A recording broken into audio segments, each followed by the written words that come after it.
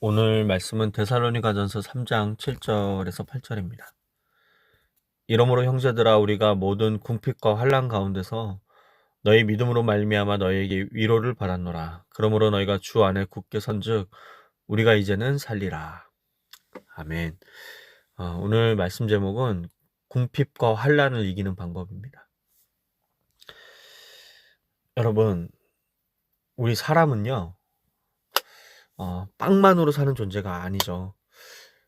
한 어머니가 병원 중환자실에 누워있는 아들을 매일매일 찾아가서 간호합니다. 의사는 희망이 많지 않다고 말하고 있고요. 상황은 좋아지지 않고 있고 통장 잔고도 바닥이 나고 있습니다. 그런데 어느 날 아들이 힘겹게 눈을 뜨더니 작은 목소리로 이렇게 말을 합니다.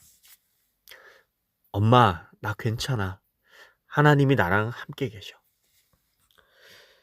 그 말을 듣는 순간 어머니는 울음이 터져 나왔죠. 아들이 병이 나은 것도 아니고 돈이 생긴 것도 아니고 상황은 여전히 절망적이었는데, 그런데 이상하게 그 아들의 이야기를 들으면서 마음에 힘이 생기는 겁니다. 여러분, 왜일까요? 사람은요, 환경만으로 사는 존재가 아니기 때문입니다. 사람은요, 눈에 보이는 상황으로만 존재하는 존재가 아니기 때문이에요. 여러분, 사람들은요, 희망으로 삽니다. 믿음으로 살고요, 사랑으로 삽니다. 오늘 바울의 고백도 같아요. 우리가 모든 궁핍과 환난 가운데서 너희 믿음으로 말미암아 위로를 받았노라, 이렇게 고백합니다. 여러분, 바울은 지금 편안한 상황이 아닙니다. 배고픔이 있었고 박해가 있었고 외로움이 있었어요. 이 데살로니가 교회를 세우고 떠난 이후에 계속해서 유대인의 핍박, 여러 가지 생활고 어려움들, 박해 많이 있었습니다. 그런데 바울은 이렇게 얘기를 하는 거예요. 나는 너희의 믿음의 소식을 듣고 다시 살아났다. 이 이야기를 하는 겁니다. 여러분, 오늘 말씀을 통해서 궁핍과 환난을 이기는 하나님의 방법을 우리가 같이 좀 살펴봤으면 좋겠습니다. 7절이에요. 너희 믿음으로 말미암아 위로를 받았노라. 바울을 위로한 것은 문제가 해결되었다는 소식이 아니었어요. 목사님, 이제 핍박이 끝났습니다. 이 소식이 아니고요. 이제 다 형통해졌습니다. 이 소식도 아니었습니다. 그들이 여전히 어려움 속에 있으면서도 하나님을 붙들고 있다는 소식을 들은 거예요. 생각해 보십시오, 여러분. 사람은 절망 가운데 있을 때 가장 두려운 것이 무엇입니까? 돈이 없는 겁니까? 건강을 잃는 겁니까? 도와줄 사람이 없는 겁니까? 아닙니다, 여러분. 소망이 없는 게 가장 두려운 일이에요. 병보다 무서운 것은 희망을 잃는 것입니다. 그래서 사탄은 언제나 환경보다 우리의 믿음을 공격하는 거예요. 욥도 그랬습니다. 재산을 잃었고 자녀를 잃었고 건강을 잃었죠. 그런데 사탄의 목적은 재산이 아니었습니다. 자녀가 아니었어요. 건강이 아니었어요. 욥이 하나님을 버리게 만드는 게 사탄의 목적이었습니다. 그런데 욥은 이렇게 고백하죠.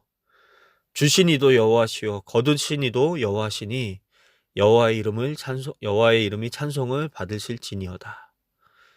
여러분, 환경이 무너졌지만 그의 믿음은 무너지지 않았습니다.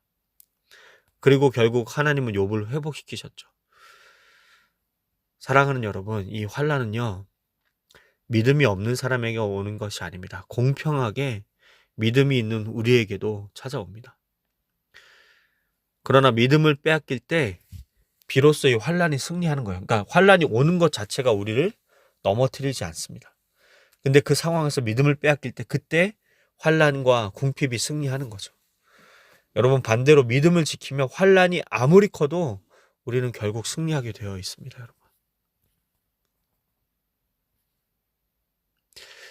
어느 시골에 권사님이 계셨다고 합니다. 남편이 먼저 세상을 떠나고 아들도 사고로 잃었다고 하는데 사람들은 이 권사님이 무너질 거라고 생각을 했대요.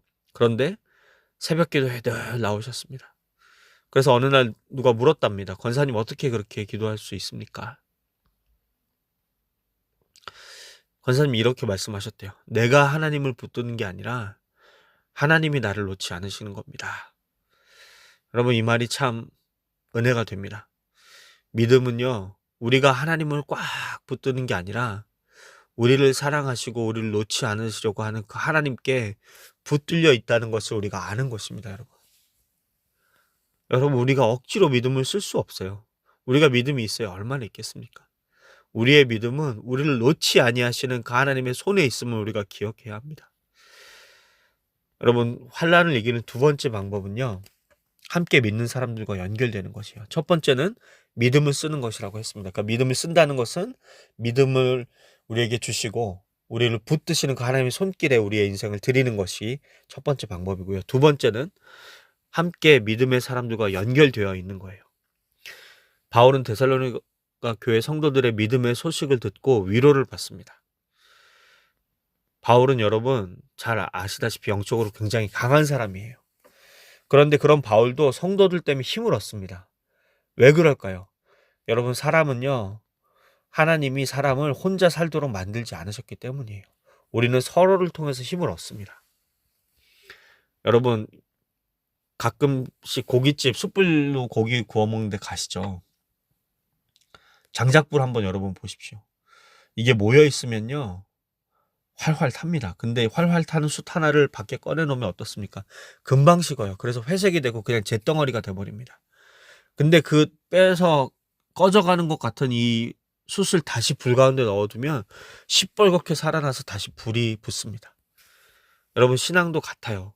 환란이 오면 사람들은 자연스럽게 혼자 있으려고 합니다. 교회를 멀리하게 되고 예배를 쉬고 싶어지고 기도를 멈추고 사람들을 피하게 되어 있어요. 그런데 사실 가장 교회가 필요할 때는 잘 될 때가 아닙니다, 여러분. 힘들 때예요. 가장 예배가 필요할 때는 웃을 때가 아니라 울 때입니다. 가장 기도가 필요할 때는 문제가 없을 때가 아니라 문제가 있을 때예요.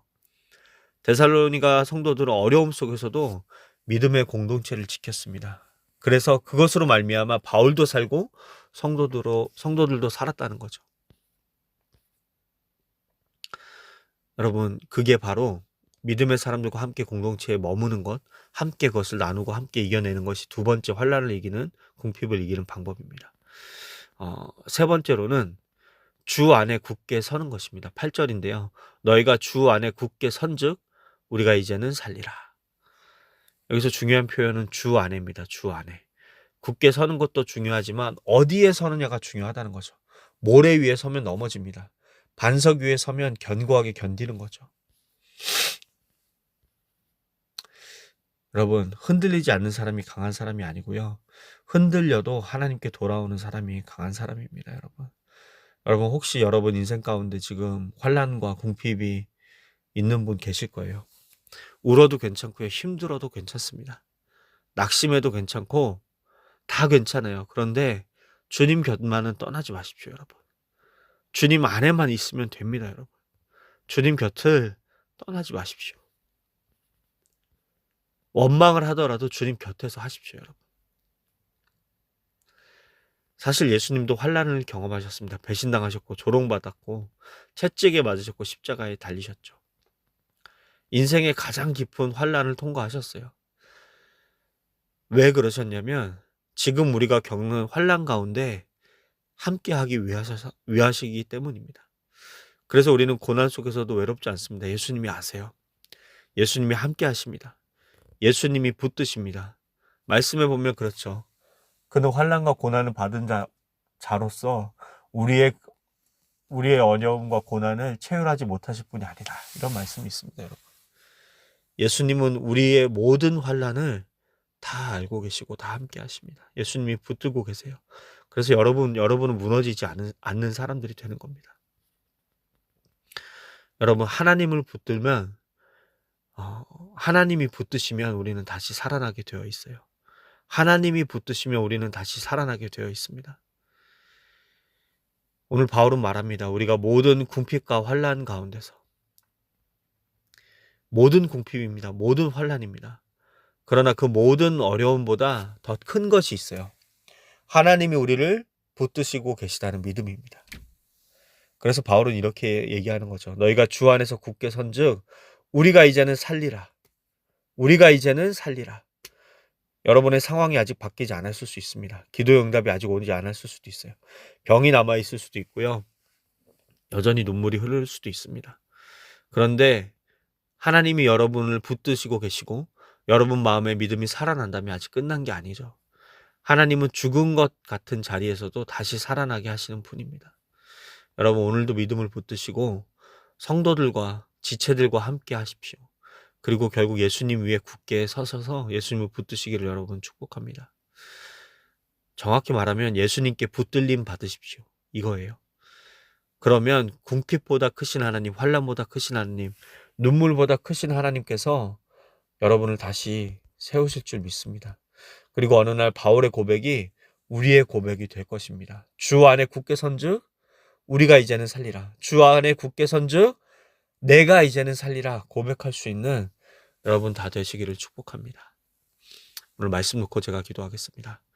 사랑과 은혜가 풍성하신 하나님 아버지, 오늘도 말씀을 통해서 우리를 찾아와 주시고 위로하여 주심에 감사드립니다. 우리의 삶 가운데 궁핍과 환난이 찾아올 때가 있음을 고백합니다. 경제적으로 어려울 때도 있고 건강에 문제가 생길 때도 있고 관계의 아픔이 있을 수도 있고 미래를 알 수 없는 불안함이 우리의 삶에 있습니다. 때로는 눈물이 마르지 않고 기도에도 응답이 보이지 않아 낙심할 때도 있습니다. 주님, 우리의 연약함을 불쌍히 여겨 주시옵소서. 환경이 좋아져서 믿음이 생기는 것이 아니라 어떤 상황 속에서도 주님을 바라보는 믿음을 허락하여 주시옵소서. 주님, 환난이 우리의 마음을 무너뜨리지 못하게 하시고 어려움이 우리의 기도를 멈추지 못하게 하시고 눈물이 우리의 소망을 빼앗아가지 못하도록 주님 우리를 굳게 붙들어 주시옵소서. 주 안에서 우리를 더 굳게 세워주셔서 세상은 흔들리고 사람은 변하고 환경은 언제든지 달라질 수 있지만 우리의 반석 되시는 예수 그리스도는 어제나 오늘이 영원하심을 믿는 믿음의 신앙을 가지고 살아가게 하여 주시옵소서. 주님, 우리의 시선이 문제보다 크신 하나님을 바라보게 하시고 환난보다 크신 하나님을 신뢰하는 또 십자가의 부활과 능력을 붙드는 우리들 다 되게 하여 주시옵소서. 그래서 결국엔 우리도 주 안에서 굳게 선즉 우리가 이제는 살리라 고백하는 우리 한 사람 한 사람 되게 하여 주시옵소서. 감사드리며 예수님의 이름으로 기도드렸습니다.